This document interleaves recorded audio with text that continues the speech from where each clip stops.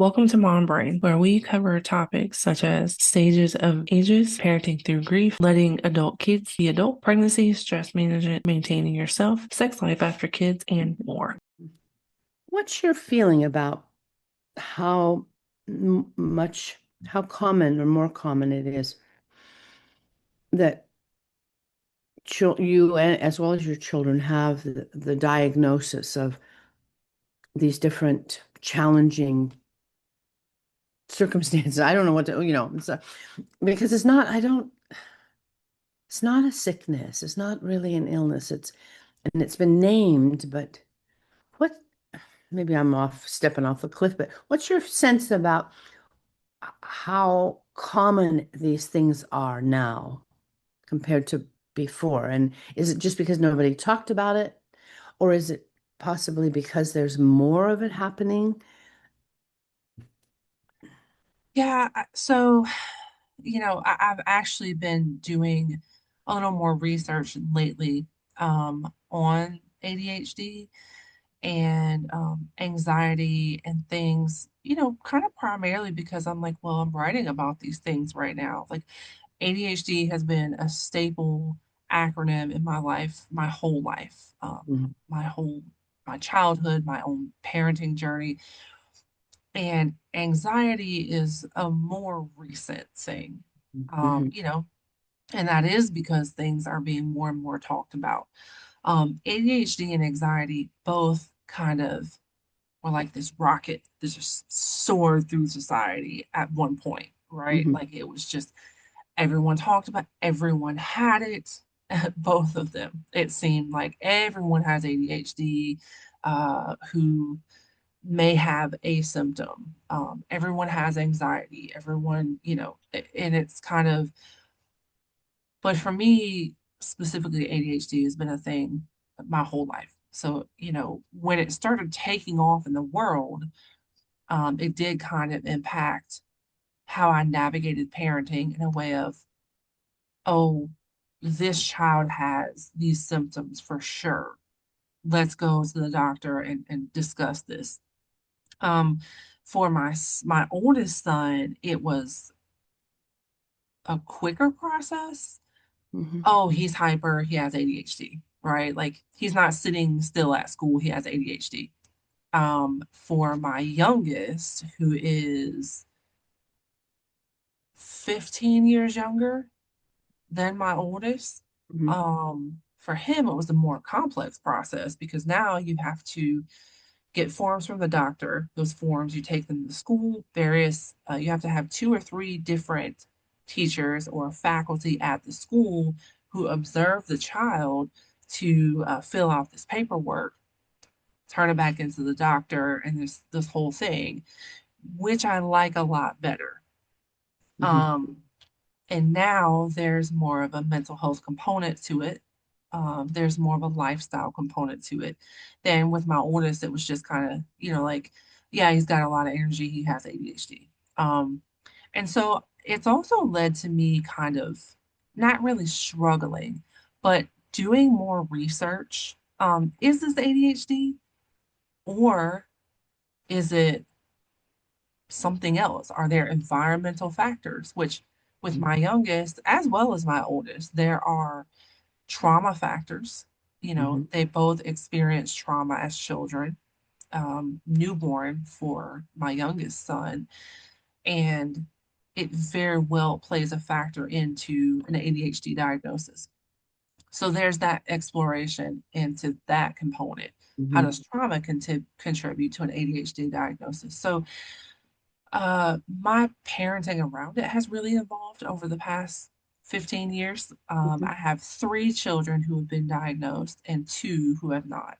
And you can tell the difference. I mean, there's definitely those factors there with all three children, and they're definitely absent in the other two Mhm.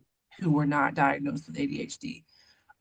But of course, that's because we saw those factors and we addressed those factors. Now, Yeah. the other two have endured trauma as well as children, whether it be an absent parent, different moving, switching schools, some of these things that we kind of see as like, oh, they're just life events, can still be traumatic, Mhm. in some capacity. So, but there's definitely factors that are noticeable in the Mhm. children who have been diagnosed, Mhm. and as well as like the difference between myself and my husband. Um, but information and life experience has definitely led me to kind of start doing more research, Mhm. Mhm.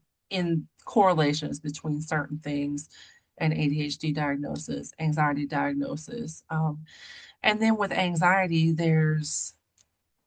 it's a range. You can have generalized anxiety, specialized anxiety. Uh, you can get super anxious in just specific scenarios. Mhm. You can have constant anxiety where you're just jittery and shaky and panicky all the time. That can be the same.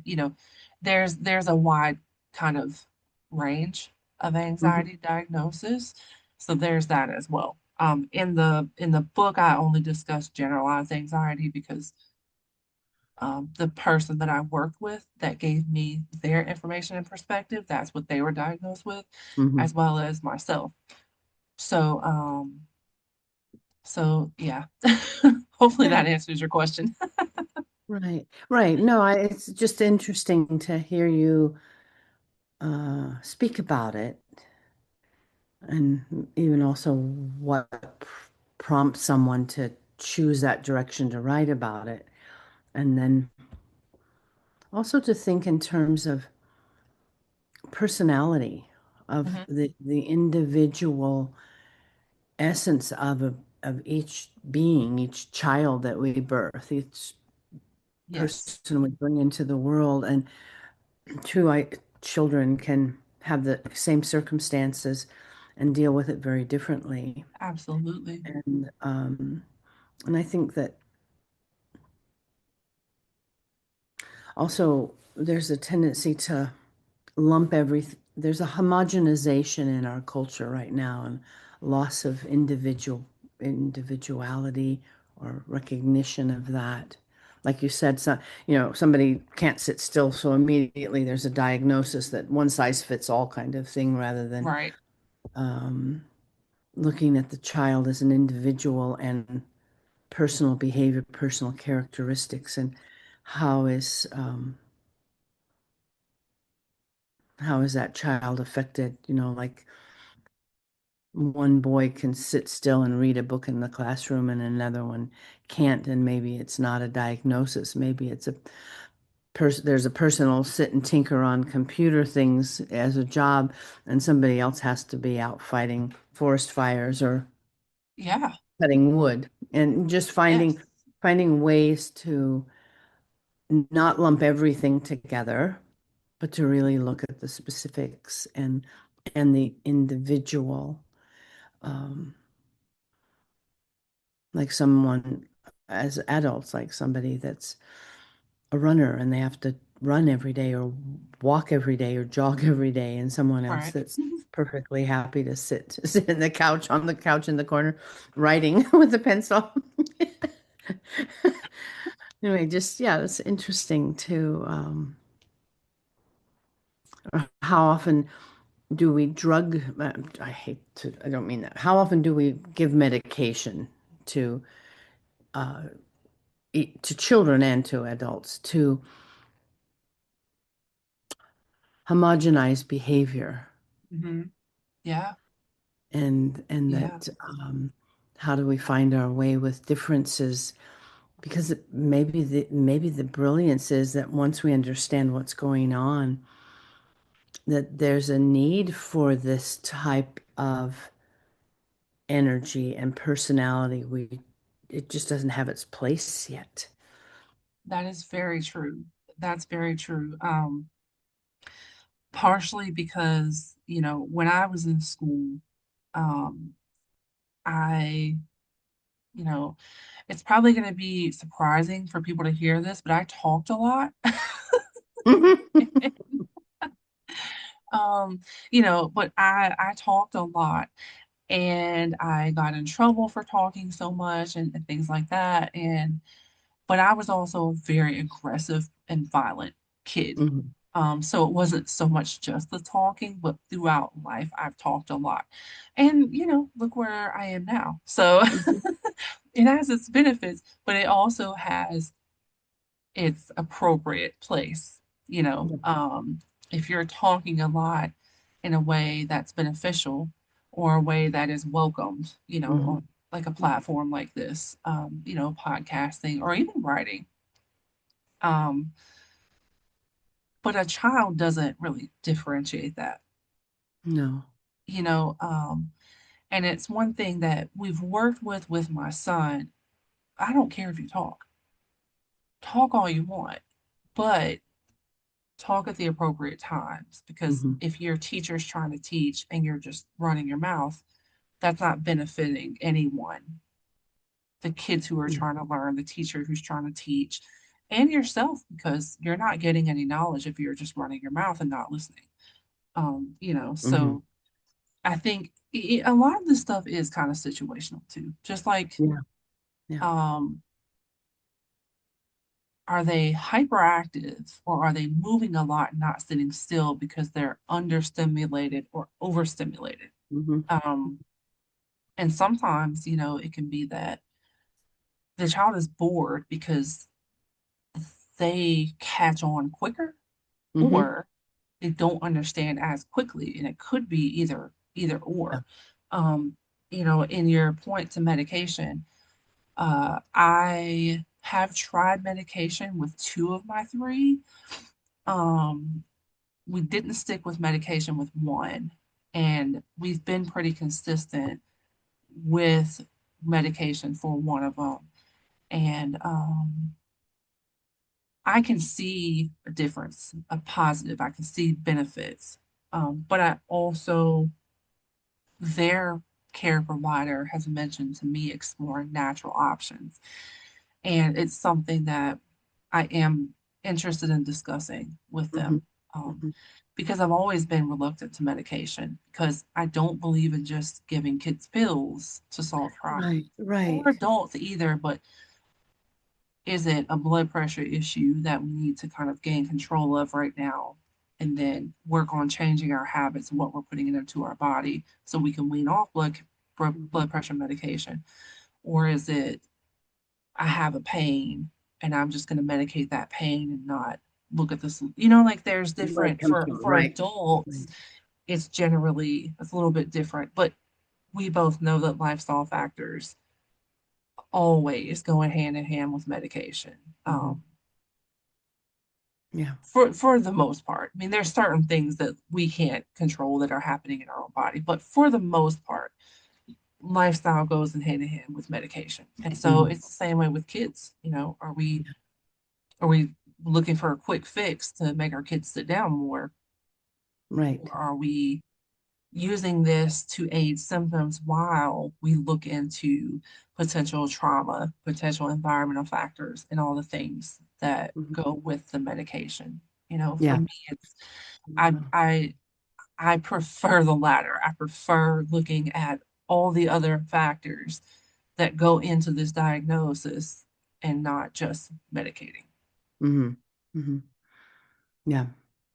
Yeah. It's like, well, I'm going to put my dog in the crate in the house because it chews the doorknobs or rips up and that's maybe true, Yeah, and putting it in the cage solves the problem, but it doesn't really look at what else is going on. And I think we do that with children is this, well, it's like, here's yeah, this behavior, it doesn't work, so we'll put them in the medication cage.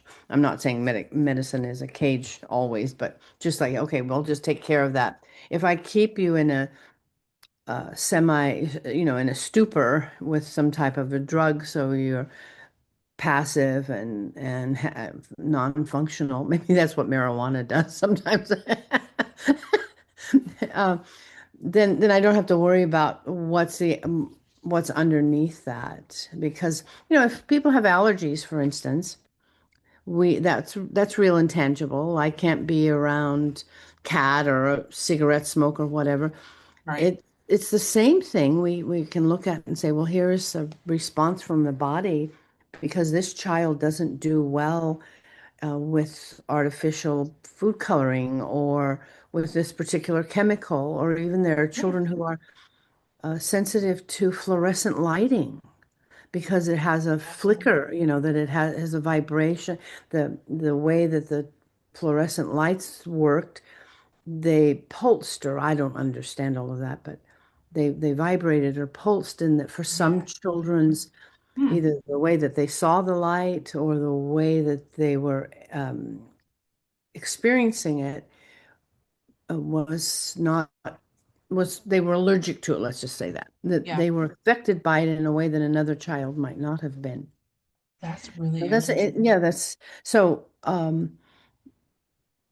like why does the baby always cry out in public in the public space where there's fluorescent light, but it's fine at the home, Yeah. Does somebody look at the possibility that it's the light bulbs rather Right. rather than, oh, the space. It's how the space is lit. There's just there's so many factors. Life is so beautifully complex. Nature, the Yeah. seasons, the rhythms of the earth, and that because we're sped up, everything is fast and everything is lumped together, and we all have to behave in a certain way. And we've lost that slowing down and looking at the individual, how they how they are, who they are, how to be with each other, that for convenience we have to make everything the same. Yes. I write about that. There's a one of I never remember which chapter, maybe in some chapter in one of the books I wrote. I talk about I talk about an experience in Italy where there was an old Italian man that was the keeper of olive grove, um, very old olive trees.